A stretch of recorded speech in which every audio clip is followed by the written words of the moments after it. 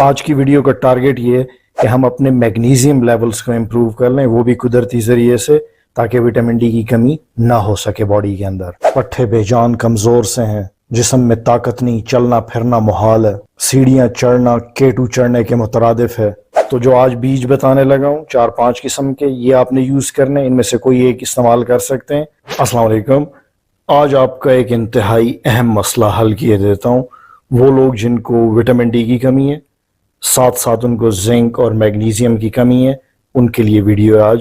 وہ علامات شروع میں آپ کو بتاتا ہوں کہ جس سے آپ کو اندازہ ہو جانا چاہیے کہ اگر آپ میں یہ سب کچھ چل رہا ہے تو ہو سکتا ہے آپ کے اندر وٹامن ڈی، میگنیزیم اور زنک کی کمی ہے۔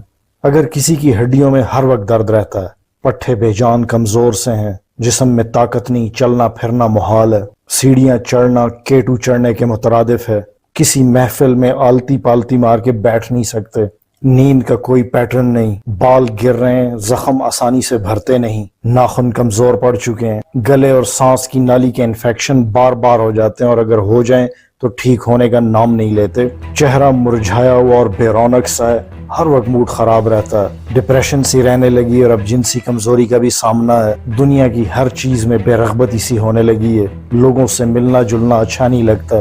تو یہ چند ایک ایسی الارمنگ علامات ہیں کہ اگر کسی کے اندر پائی جائیں تو ہو سکتا ہے ان کے اندر وٹامن ڈی کی کمی ہو، ساتھ میں میگنیزیم اور زنک کی کمی بھی ہو۔ تو پچھلی ایک ویڈیو میں نے بتایا تھا کہ اگر آپ کے جسم کے اندر میگنیزیم کی کمی چل رہی ہو تو عین ممکن ہے کہ آپ کے اندر وٹامن ڈی کی کمی بھی پائی جائے، کیونکہ وٹامن ڈی کی باڈی کے اندر جو میٹابولزم ہوتی ہے اس کے لیے میگنیزیم ایک کو فیکٹر کا کام کرتا ہے۔ تو میگنیزیم اور وٹامن ڈی کی کمی کسی باڈی میں چل رہی ہو تو عموماً یہ بیک وقت چل رہی ہوتی ہیں۔ آج کی ویڈیو کا ٹارگٹ یہ ہے کہ ہم اپنے میگنیزیم لیولز کو امپروو کر لیں، وہ بھی قدرتی ذریعے سے، تاکہ وٹامن ڈی کی کمی نہ ہو سکے باڈی کے اندر۔ یہ مین ٹارگٹ ہے ہمارا۔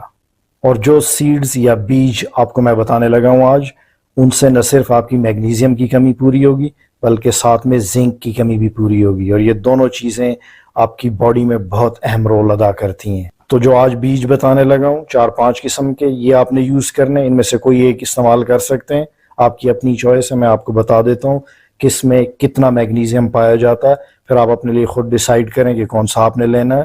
ساتھ میں اپنا وٹامن ڈی سپلیمنٹ بھی آپ لیتے رہیں، آپ کی حالت بہت بہتر ہو جائے گی۔ اور وہ لوگ جن کی وٹامن ڈی کی کمی پوری نہیں ہو رہی ہوتی، لیول اوپر نہیں جا رہا ہوتا، ان کا مسئلہ بھی حل ہو جائے گا۔ تو دراصل مقصد بھی یہی ہے کہ آپ کی جو جسمانی کمزوری ہیں، وقت کے ساتھ جو آپ نے جسمانی طاقت کھو دی ہے، سٹریس کی وجہ سے، گھر کی ذمہ داریوں کی وجہ سے، کچھ ایسی بیماریاں لائف میں جن کا آپ شکار ہوئے اور اس کی وجہ سے جسم کے اندر کمیاں پیدا ہو گئیں، اور جس کی وجہ سے آپ پہلے جیسے جوان نہیں رہے، ان سے واپس آپ کو لوٹانا ہے، آپ کو جلد تندرست کرانا ہے، یہ ٹارگٹ ہے۔ کیونکہ اگر آپ فٹ نہیں ہیں تو پورے گھر والے متاثر ہوتے ہیں، آپ کی صحت نہ صرف آپ کو چاہیے بلکہ پورے گھر والوں کو چاہیے۔ میگنیزیم اور زنک دونوں کو فیکٹرز کا کام کرتے ہیں، یعنی جسم کے اندر جتنی بھی انزائمیٹک ریئیکشنز ہوتی ہیں یہ ان کے اندر کیٹلسٹ کا کام کر رہے ہوتے ہیں۔ جسم کے اندر جتنی بھی اہم کیمیکل ریئیکشنز ہو رہی ہیں ان کو یہ ممکن بنا رہے ہوتے ہیں آپ کے لیے۔ مثال سے بات سمجھ آتی ہے۔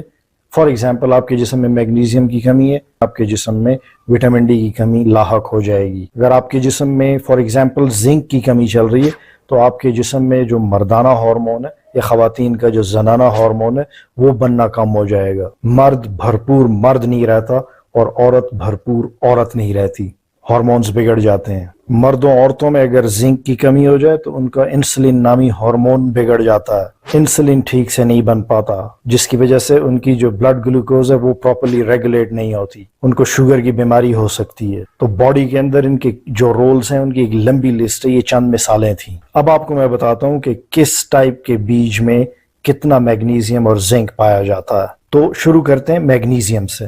تو ان میں سر فہرست کدو کے بیج یا پمپکن سیڈز ہیں جو کہ میگنیزیم سے بھرپور ہوتے ہیں۔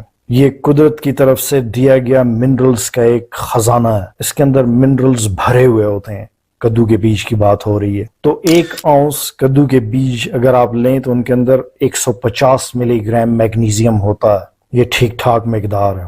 تو اگر کسی کو یہ نہیں معلوم کہ 1 اونس مقدار کتنی ہوتی ہے تو 2 ٹیبل سپونز کے برابر اگر آپ کدو کے بیج لیتے ہیں تو یہ 1 اونس بنتا ہے۔ تو یہ سادہ ایک پیمانہ میں نے آپ کو بتا دیا۔ تو آپ نے کرنا کیا ہے کہ آپ نے روزانہ 2 ٹیبل سپونز کدو کے بیج لینے، ان کو استعمال کرنا. یہ روزانہ کی ڈوز بتا رہا ہوں. کدو کے یہ بیج آپ کسی پنسار سٹور سے بھی لے سکتے ہیں یا خود کدو خرید کے اس سے بھی اپنے لیے بیج نکال سکتے ہیں.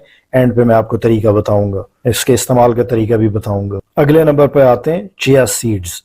1 اونس چیا سیڈز کا اگر آپ لیں گے تو اس کے اندر 95 ملی گرام میگنیزیم پایا جاتا ہے. 1 اونس سورج مکھی کے بیج یا سن فلاور سیڈز کے اندر 91 ملی گرام میگنیزیم پایا جاتا ہے. فلیکس سیڈز کے اندر 40 ملی گرام اور ہیمپ سیڈز کے اندر 210 ملی گرام میگنیزیم پایا جاتا ہے. یہ ٹاپ آف دا لسٹ ہے. سب سے زیادہ بھنگ کے جو بیج ہوتے ہیں اس کے اندر میگنیزیم پایا جاتا ہے. آپ حیران ہوئے ہوں گے کہ ڈاکٹر صاحب ہمیں بھنگ کے بیجوں کے اوپر عادی کرا رہے ہیں, تو اس کا بھید بھی کھولتے ہیں کہ یہ بالکل خطرناک نہیں ہے, آپ استعمال کریں, بہت فائدہ مند ہے. تو اس سے پہلے کہ بھنگ کے بیجوں پہ میں آپ کو لگا دوں, عادی کرا دوں, اس سے پہلے زنک کی بات کر لیتے ہیں, اس کے بعد یہ ڈسکشن کریں گے. دوبارہ پمپکن سیڈز کی بات آ گئی. کدو کے بیج, ان کے اندر 10.3 ملی گرام زنک پایا جاتا ہے 1 اونس کے اندر. سورج مکھی کے بیجوں کے 1 اونس کے اندر 5.1 ملی گرام زنک پایا جاتا ہے. فلیکس سیڈز اور چیا سیڈز کے اندر 4 ملی گرام زنک پایا جاتا ہے. اور بھنگ کے بیجوں کے 1 اونس کے اندر آپ کو 10 ملی گرام زنک ملے گا. اور روزانہ اگر آپ 1 اونس ان تمام بیجوں میں سے کوئی ایک سلیکٹ کر کے لے لیتے ہیں تو آپ کی روزمرہ کی ضروریات زنک کی پوری ہو جاتی ہیں. تو اب بھنگ کے بیجوں کا راز میں آپ کو بتا دیتا ہوں کہ یہ بالکل بھی خطرناک نہیں, ان کے اندر نشہ نہیں پایا جاتا, آپ استعمال کر سکتے ہیں. لوگوں کو غلط فہمی ہے, وہ بھنگ کا نام سنتے ہیں تو ان کو یہ لگتا ہے کہ ان سے نشہ چڑھ جائے گا. تو بھنگ کے پودے کے مختلف پارٹس ہوتے ہیں, ان کے بیجوں سے نشہ نہیں چڑھتا. تو بھنگ کا جو پودا ہوتا ہے اس کے جو اوپر کے ٹاپ کے لیوز ہوتے ہیں, پتے ہوتے ہیں, ان کے اندر نشہ زیادہ پایا جاتا ہے. ساتھ میں جو اس کے فلاورز ہوتے ہیں, پھول ہوتے ہیں بھنگ کے پودے کے, ان کے اندر نشہ بہت زیادہ پایا جاتا ہے. تو جو نشہ آور کیمیکل ہے بھنگ کے بوٹے میں, اس کو THC کہتے ہیں, ٹیٹرا ہائیڈروکینابینول. وہ بیجوں کے اندر نہیں پایا جاتا. ایک ٹریس اماؤنٹ ہوتا ہے جو کہ بالکل کوئی اس کا سائیکو ایکٹیو ایکشن نہیں ہوتا. اس لیے یہ دنیا بھر میں لیگل ہے. آپ دنیا کے کسی کونے میں بھی چلے جائیں تو آپ کو سٹورز پہ بھنگ کے بیج مل جاتے ہیں, آپ آسانی سے وہ لے سکتے ہیں, اور لوگ بہت زیادہ استعمال کرتے ہیں. یہ ایک لیگل چیز ہے اور اس پہ پوری دنیا میں کوئی روک ٹوک نہیں ہے. یہ پروٹین سے بھرپور ہوتے ہیں, انتہائی طاقتور غذا ہے. تو بھنگ کے اندر جو سب سے خطرناک کیمیکل ہے THC, ٹیٹرا ہائیڈروکینابینول, ابھی میں نے نام لیا, وہ بیجوں میں نہیں پایا جاتا. جب میں UK میں پڑھ رہا تھا تو میرا ایک دوست تھا, وہ بلیک بیلٹ تھا, وہ یہی بھنگ کے بیج استعمال کرتا تھا regularly as a protein source. تو وہ مجھے بتاتا تھا کہ اس سے مجھے بڑا فائدہ ہوتا ہے, کافی طاقت میں محسوس کرتا ہوں.